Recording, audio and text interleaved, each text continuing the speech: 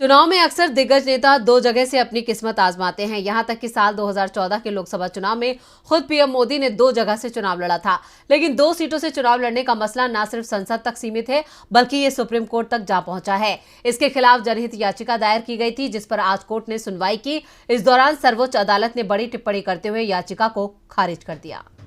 नेताओं के एक सीट से ज्यादा चुनाव लड़ने को लेकर कई बार आपत्ति दर्ज कराई गई है। यहां तक कि चुनाव आयोग में भी यह मामला पहुंचा, लेकिन इसे लेकर कोई फैसला नहीं आ सका।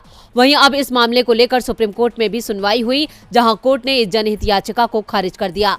सीजेआई डीवाई चंद्रचूड़ ने कहा कि ये विधायी नीति का मसला है। वहीं याचिकाकर्ता के वकील ने कहा कि ये इसलिए गलत है क्योंकि जिस सीट को छोड़ा जाता है वहां पर दोबारा चुनाव होता है और वोटर को दोबारा आना पड़ता है। यह अनुच्छेद 19 का उल्लंघन है। दक्षिण पूर्व एशिया समेत ज्यादातर देशों में स्थापित लोकतंत्र में सिर्फ एक सीट से चुनाव लड़ने का प्रावधान है।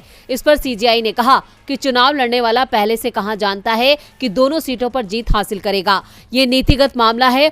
कोर्ट ने केंद्र और चुनाव आयोग याचिकाकर्ता के पक्ष पर गौर करने के बाद यह निर्णय लिया कि ये एक विधायी नीति का मुद्दा है। लोकतांत्रिक चुनावी प्रक्रिया में संसद इस पर विकल्प दे सकता है। संसद ही इस पर कदम बढ़ा सकता है। यह अदालत ऐसे में कोई हस्तक्षेप नहीं करेगी। याचिका का हम निपटारा करते हैं। अब कोर्ट ने इस मसले पर अपने कदम पीछे खींच लिए हैं, लेकिन चुनाव आयोग जरूर सख्त है। चुनाव आयोग ने पहले शीर्ष अदालत में दायर एक हलफनामे में चुनाव सुधारों पर अपने 2004 के प्रस्तावों को पेश किया था और कहा था कि यह सुनिश्चित करने के लिए कानून में संशोधन किया जाना चाहिए कि एक व्यक्ति एक से अधिक सीट से चुनाव नहीं लड़ सकता है। अब जहां कोर्ट कोई फैसला नहीं सुना रहा है, तो वहीं आयोग सख्त है। अब देखना होगा कि इस मामले का हल कैसे निकलता है।